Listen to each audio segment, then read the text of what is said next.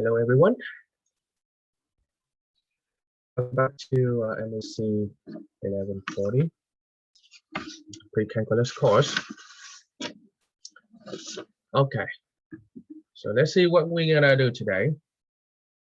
So in the last video, I give you a quick review on most of the college algebra concept that we're gonna be used for this course.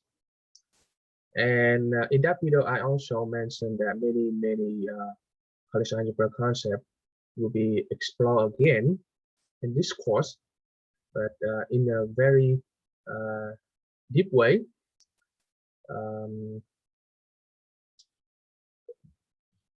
I have to say that all the concept of college algebra is a requirement for this course. You're not allowed to forget all of it. We even explore further into it. We will take a look. We want to take a look into the theory of those concepts. For example, today we're going to talk about polynomial function again. If you already have a college algebra course with me, you know that when you have a polynomial function in college algebra, I went through many concepts, because I thought that at that time it would be helpful for you in pre-calculus. Okay, so we will start pre-calculus by looking into the polynomial function theoretically. Let me stop a little bit, make sure that I'm recording. Okay, but first of all, let's go through again what the polynomial function is in the section. Okay, section 4.1 of the textbook. All right, so let's start polynomial function today. Section 4.1 polynomial function. Hopefully, some of you still remember what polynomial function is. You've seen polynomial function many times already. Sometimes some students still find it hard time to recognize if the polynomial function or not. Polynomial function has two forms. Okay, the first one we call the full standard form, and the second form I just call it factorial form, because all the term is in factor form and separate by multiplication sign. Okay, so on the first Roman, let's go to the definition of polynomial function, and I will be talking about the first form, which is the full standard form of polynomial function. Why we have to learn this? Because if you know the standard form and the factorial form, you look at the function and you know right away, because we have 7-8 different type of function, right? You look at the function, you know right away it's polynomial function, and you not be mistaken with some other function, radical function, right, or absolute function. Okay. All right, full standard form. What is full standard form of polynomial function?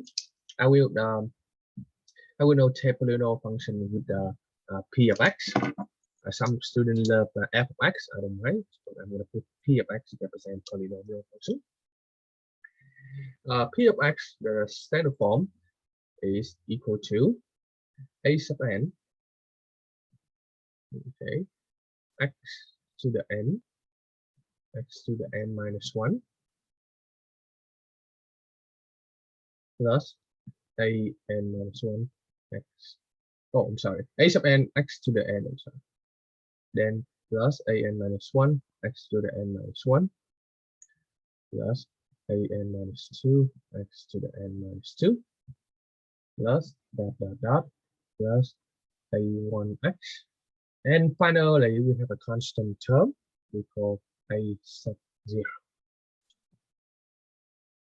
So this is a full standard form of polynomial function, and I will explain what does it mean as a n. N and x is the variable. Everybody know that a sub 0 is the y-intercept, right? Because if you plug x, you replace x with 0, you have what you have left is a sub 0, which is the y-intercept. A sub n is the leading coefficient.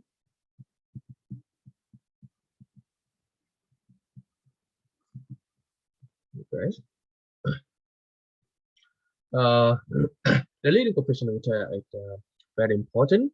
It will tell you that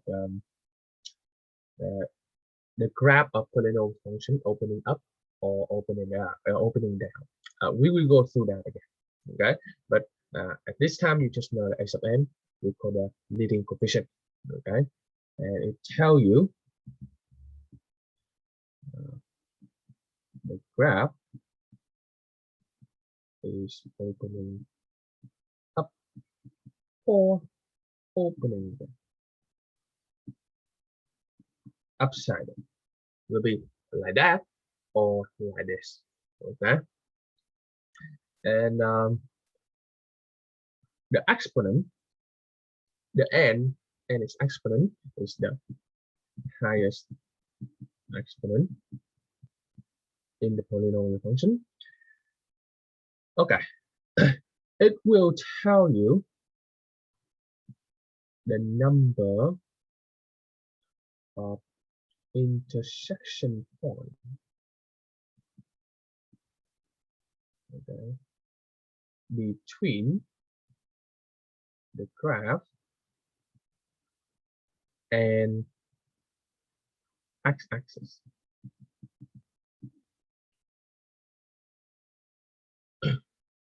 Okay. Actually, this information will be stated again in a very famous theorem we call fundamental algebra theorem. It's proven by Carl Frederick Ross. It's one of the very famous mathematician. But we're going to be talking about that in section for function. Okay. The a sub 0, we said a sub 0 is the y-intercept value. Okay. Now I can give you a very quick example of a typical polynomial function here, which you already learned. The identity function is polynomial function. For example, I have a function p sub 1x equal to x. This is polynomial function. Very simple polynomial function. Or we have a linear function. Remember f is equal to mx plus b. You already learned in college algebra. That is polynomial. So I'm going to put this 2x plus 3, something like that. This is polynomial function. So this is first degree polynomial function. Okay. The identity also first degree. Okay. Polynomial function. Okay. Sometimes we call the identity function.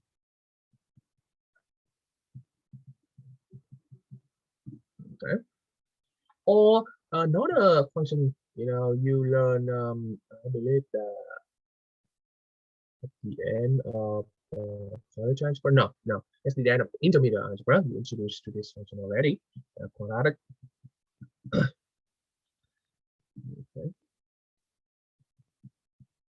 Okay, so this is quadratic. Quadratic is also a polynomial function. Okay, it's a quadratic is second degree polynomial function. Or we have a cubic function. In college algebra, you are introduced to x to the third power. It is the polynomial function, but it's not full polynomial function because they're missing 3 more terms. So I'm going to give you the example of polynomial function with 4 terms. Okay, so I have 4x to the third plus 3x squared minus 2x plus 1. So this is full third degree polynomial function. Sometimes we call it cubic function. Okay. So usually so far we have I give you for example, and I'm sure that you guys very familiar to this function, right? Look very familiar. Or I can give you another function. Now this time I'm going to call f of x. You can call anything, okay? For example, x to the 4 minus x plus 3. This is also a polynomial function, okay? And you see that the highest exponent is the 4th degree. Then they had the second term as the 1st degree, not the 3rd degree, which is mean what? It means that this is unfull polynomial.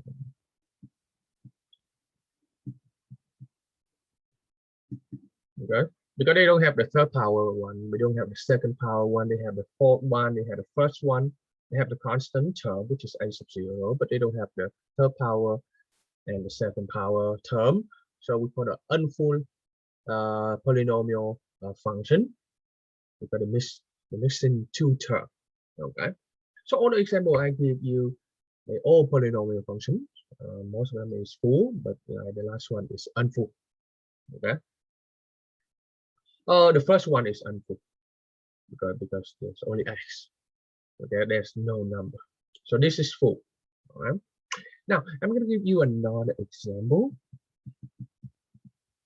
showing you that what is the one that is not polynomial function. For example, I have f of x equal to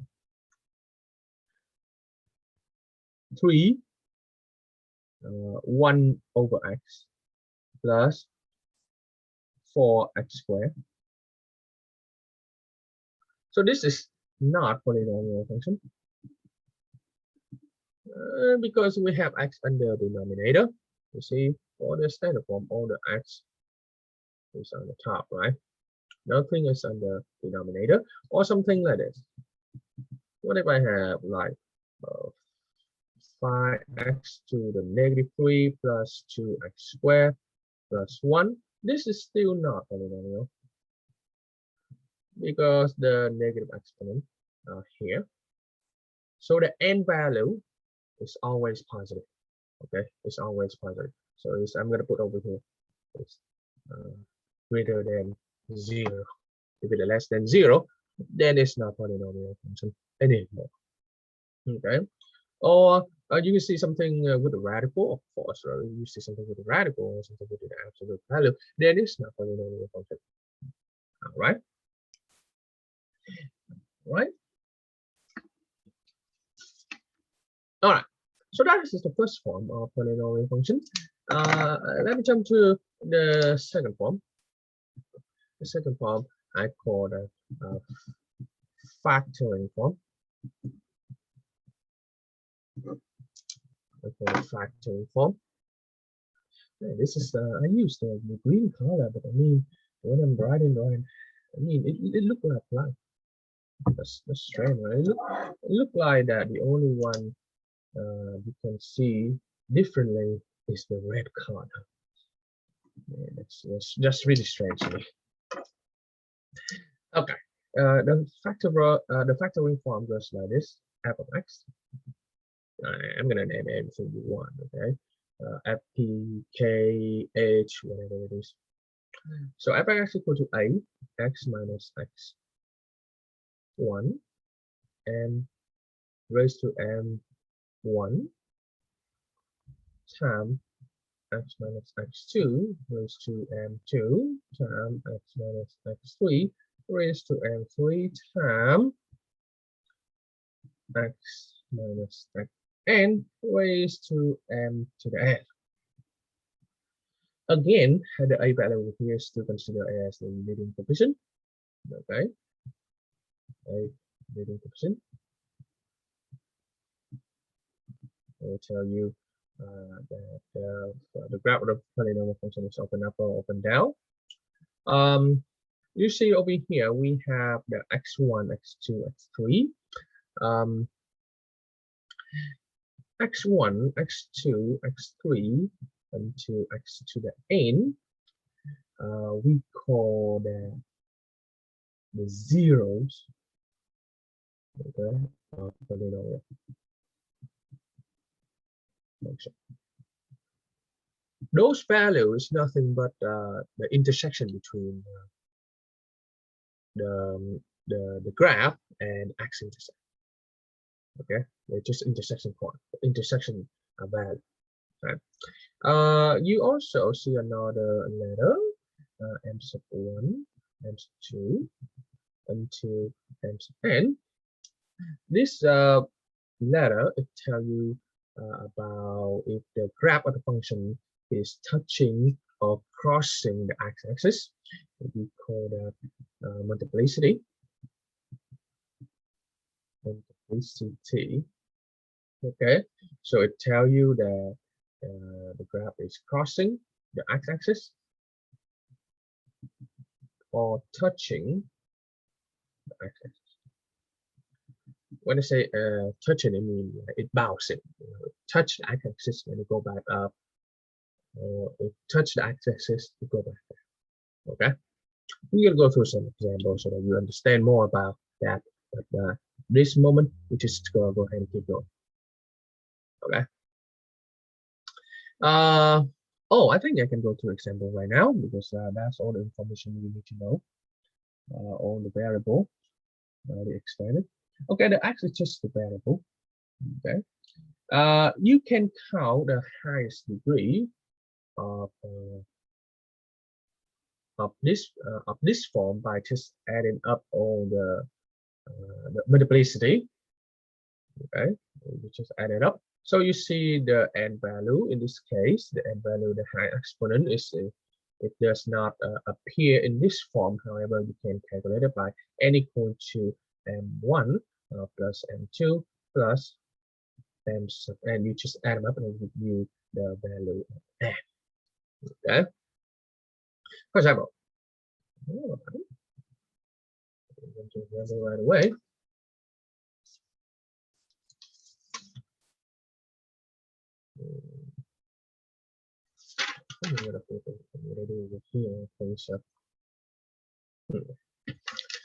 For example, I have a function like this.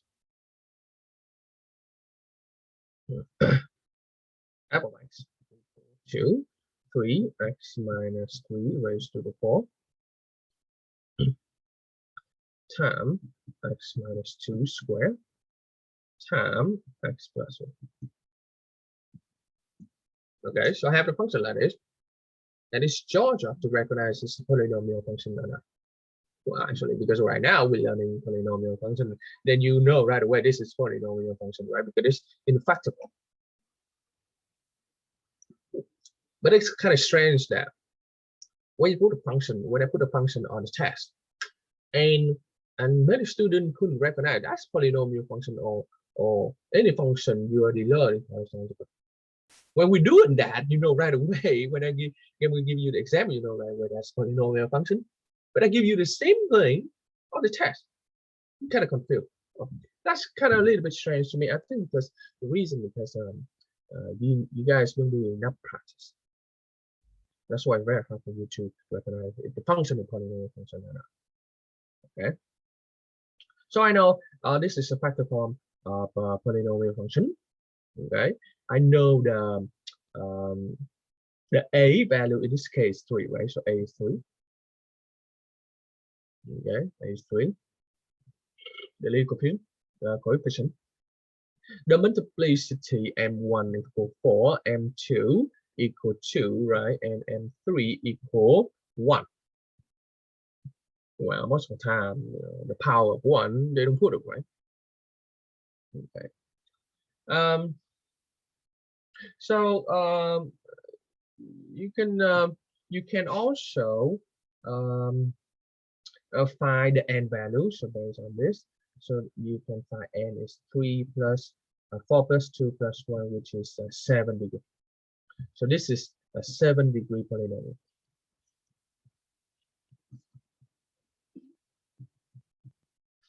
function. Okay, a second-degree polynomial function.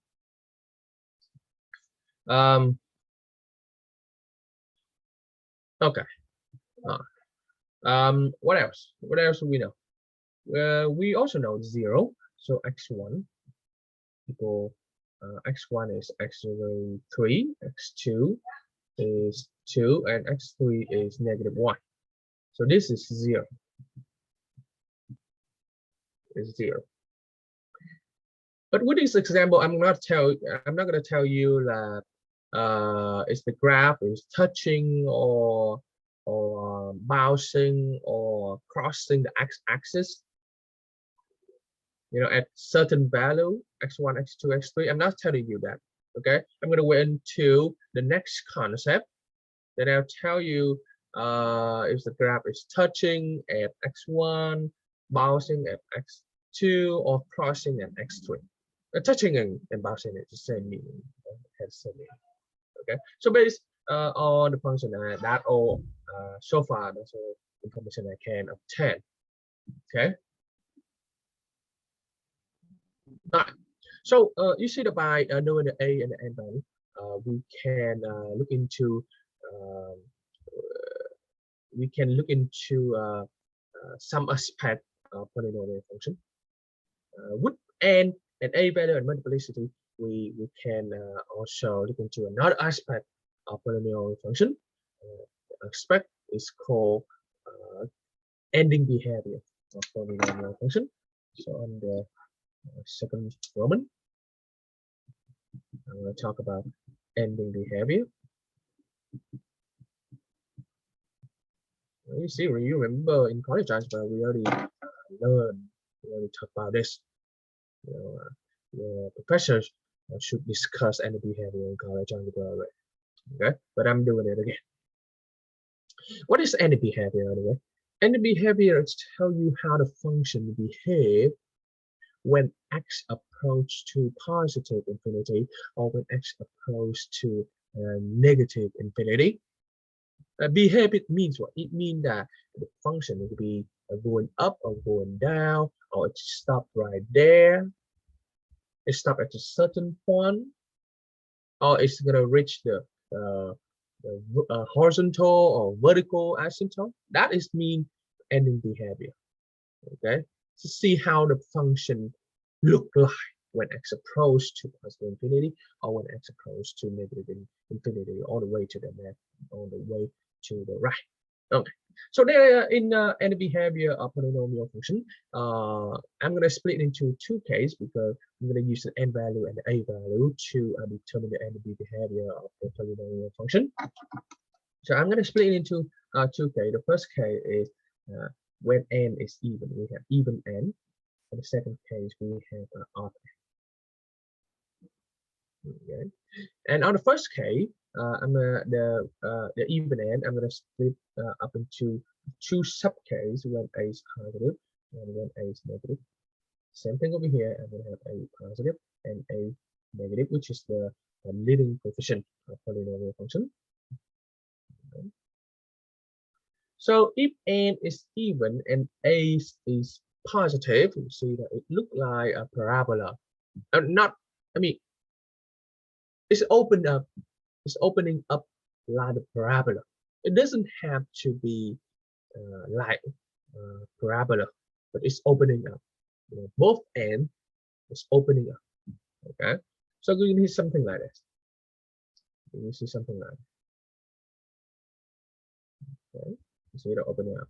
And for the one that's less than 0, you will see something like this.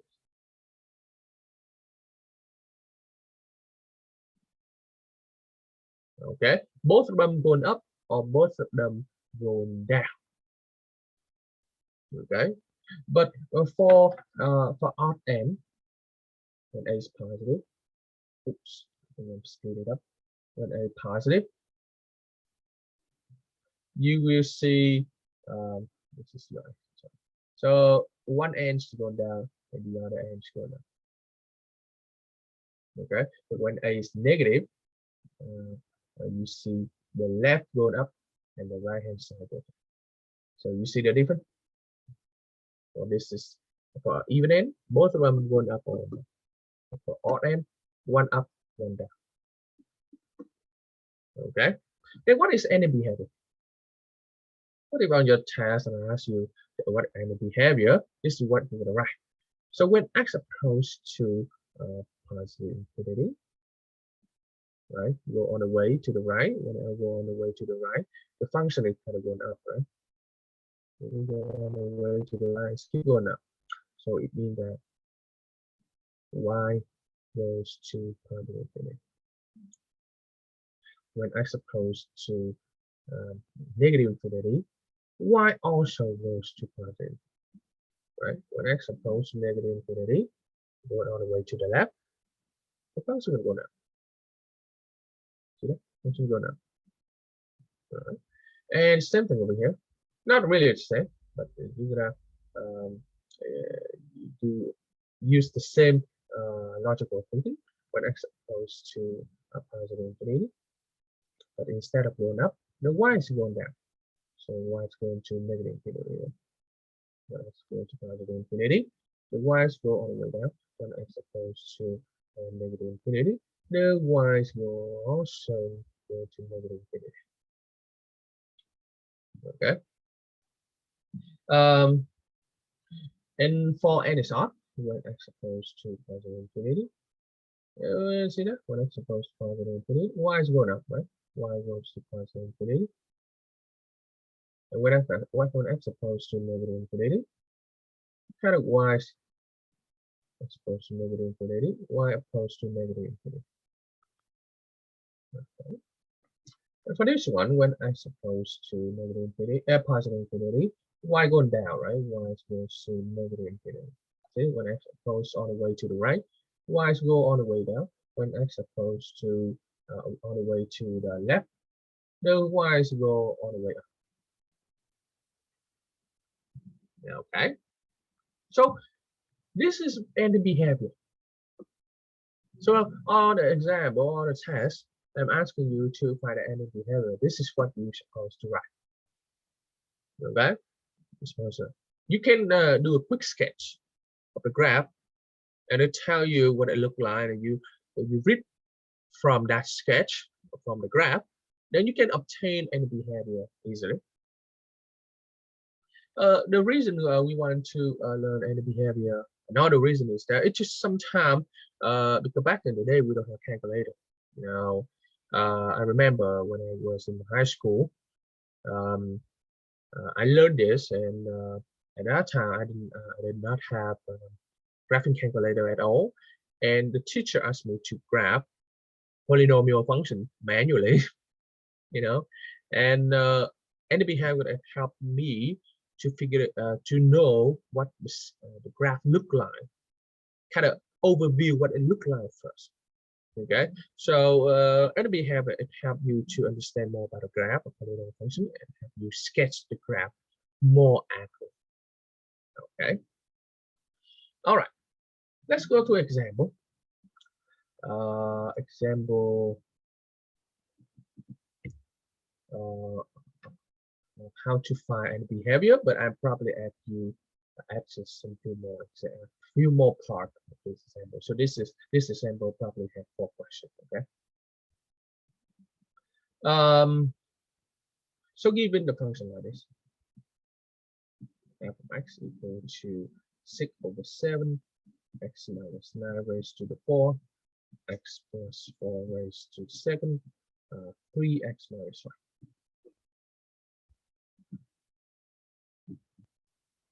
Okay. I want to ask you, first of all, determine ending behavior. Okay. B, determine O0, okay, and x-intercept 1. Okay. C. Determine multiplicity, okay, at crossing or touching point with x-axis. All right. So how are we gonna do this? Maybe on a test, I'm gonna put something like, you know. All right. So determine any behavior. In order to be able to determine any behavior, you need to know the a-value and the highest exponent, right? We can calculate the highest exponent easily. So look at this. Over here we have m1, m2 is 2, so m1 is 4, m2 is 2, m3 is 1. So I can get the highest exponent is n equal to 4 plus 2 plus 1, which is 7. 7 degree. 7 degree as the n highest exponent, and 7 is greater, so n is positive. And if n is positive, and n over here is what? N is positive and odd, right? N is odd. So it would be this case, odd n. Okay. Now we need to know the a-value. A-value over here is 6/7. And 6/7 is greater than 0, right? Okay. So a is positive also. So n is odd, a is positive. So it should be this case. This case right here. N odd, a positive. So we can write any behavior will be when x approaches to positive infinity, y approaches to positive infinity, right? And when x approaches to negative infinity, y approaches to negative infinity. Again, I mean, some of students they just memorize it. I mean, you don't have to. You just memorize the sketch, the case. Then by look at it, by remember the scan, you can get any behavior easily. You don't have to memorize it. If n is odd and a is greater than 0, and you memorize it. If n is less than 0 and a is less than 0 and odd, memorize it. No, you just need to look. You just memorize the graph, the sketch. All right. All right. So that part A. Part A. Part B. They ask you to determine on 0. So you see over here, this function has 3 factors. Well, the first 0 you can obtain easily, and you know right away the form is the factor form of polynomial function is x minus x1. Right? So you know that the first 0 x1 should be 9. Okay. But if I ask you to show work, then this is what you have to do. So you put x minus 9 to 0, x plus 4 to 0, 3x minus 5 equals 0, and you solve for x. So x equals 9. So x2 will be equal to -4, and x3 will be equal to 5/3. Right? 5/3. So we have 3, 0. Okay, we have 3, 0. 3, 0. And they also ask you to find x-intercept one, because the 0 actually is the intercept one, but the 0 is a value. Intercept one is must be in order pair form. Okay, so the first intercept one I call point A will be 9, 0. Point B -4, 0, and point C 5/3, 0. So these are 3 intercept points. Okay.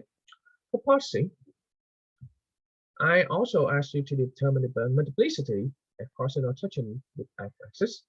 So you know that the m value over here, the m1, we already said it on the first part, m1 is 4, m2 is 2, and m3 is 1.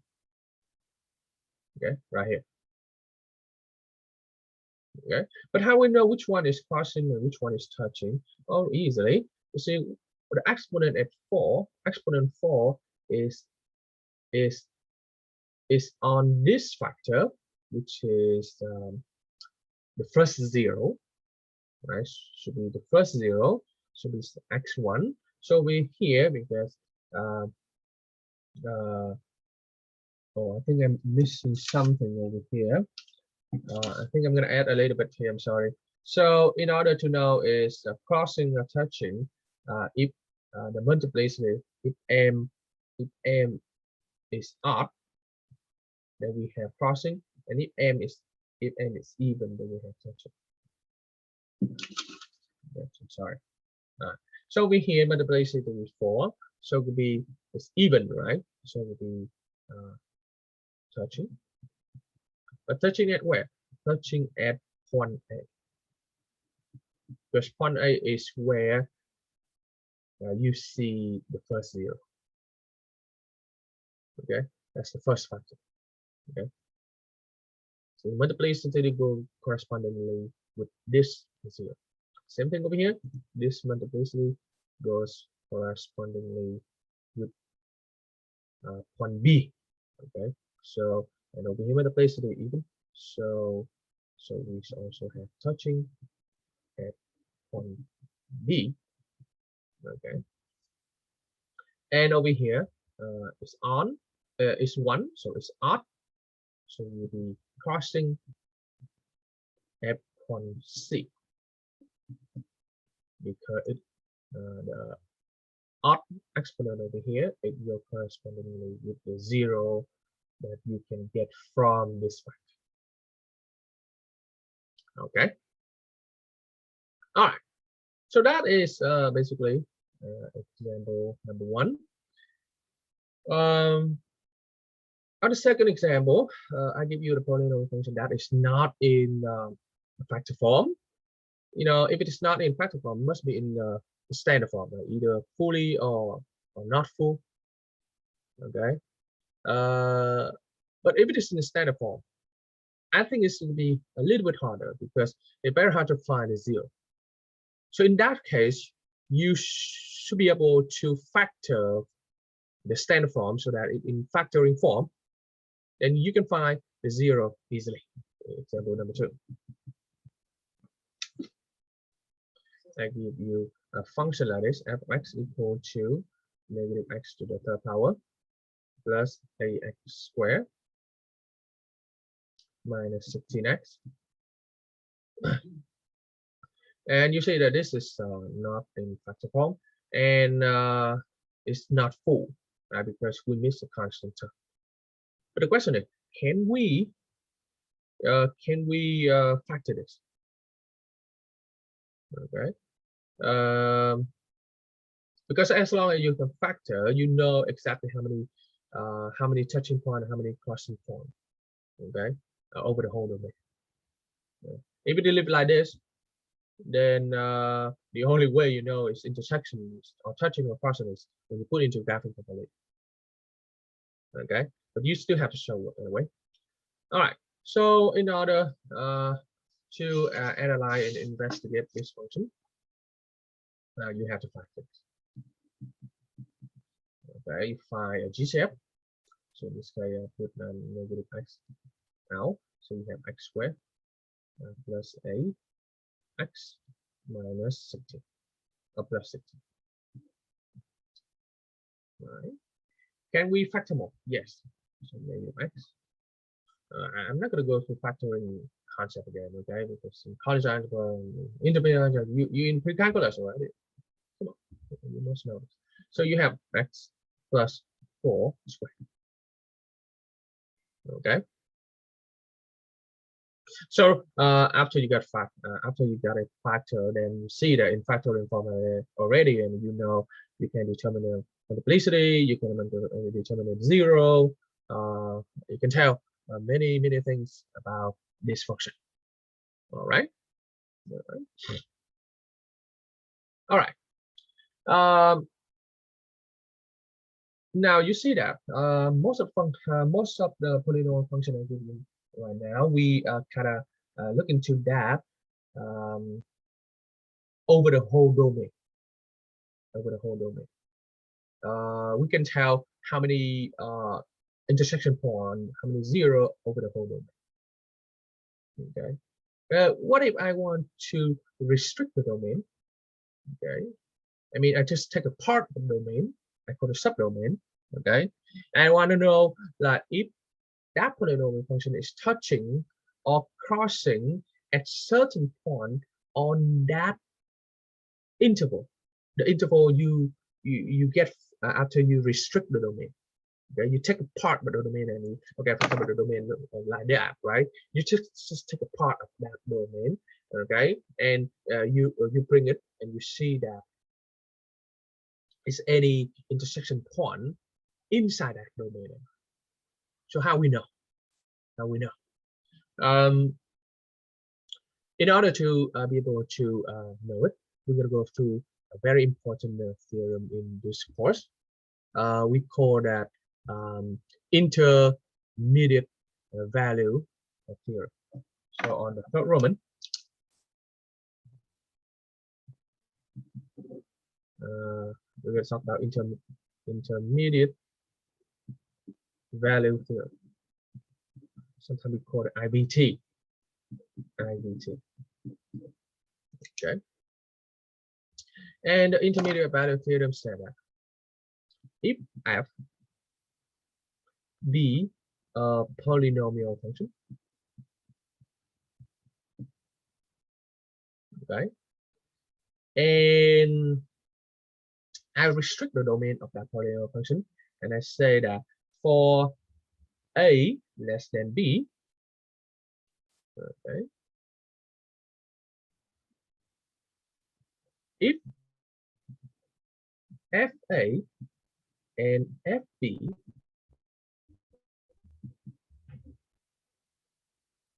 has opposite sign, it means that one of them is negative, the other one is positive. Or I can say that it had the same meaning as the product between fa and fb must be less than 0, right? Because if one is positive and the other one is negative, the product must be negative. Okay, then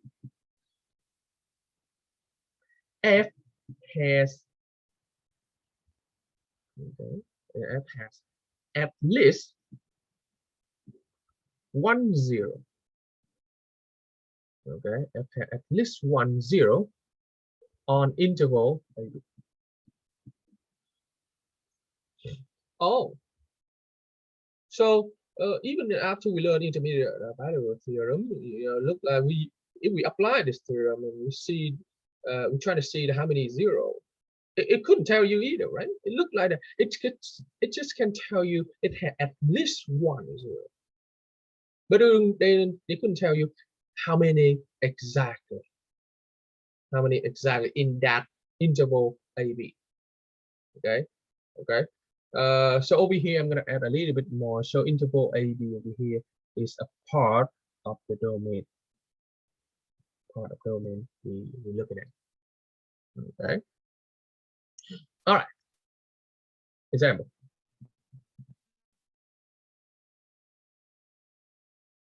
Show that polynomial function fx equal to x to the 4 plus 6x to the third power minus 26x plus 18 plus 15, I'm sorry, has a 0 on interval 1, 2. So how we're gonna do? How we're gonna show? They just ask you to show it has 0. As long as you have 1, that's good. They don't ask you how many 0 on that interval. They don't ask you show that there are 3 0 on that interval. So maybe there's a way to do that, or there's a 4 0 on that, but they never show. Okay, they just ask you to show that there at least 1 0. There are 0. So as long as you can show that there's a 0 on that interval, you're done. Okay. All right. Usually we're gonna apply the IVT. We're gonna calculate fa, which is a in this case 1. So we'll calculate f1. And in order to calculate f1, you plug 1 over here and you e4. You calculate f2. You plug into the function. Plug it in. give you 27. And you see that if I multiply, this is give you negative 4 times. If I multiply F1 times F2, which is equal to negative 4 times 27, is give you a negative answer. Right? Negative 4 times 27 is negative something. So you see that I already show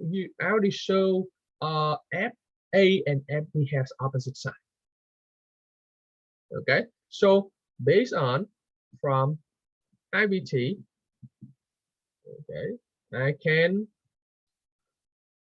conclude F X has 1, 0, has at least 1, 0. Okay, and that's it. Okay, and the IVT, I'm gonna end section 4.1 over here with this IVT. So on the next video, I will be talking about section 4.2. We're gonna look into the theory of polynomial function. But that's all for today. So I want you to keep going with homework. Okay, do not fall behind. If you have any question, any concern after you watch the video, send me a campus message immediately. I will reply to you as soon as I can. Okay. Thank you so much. I'll see you next time.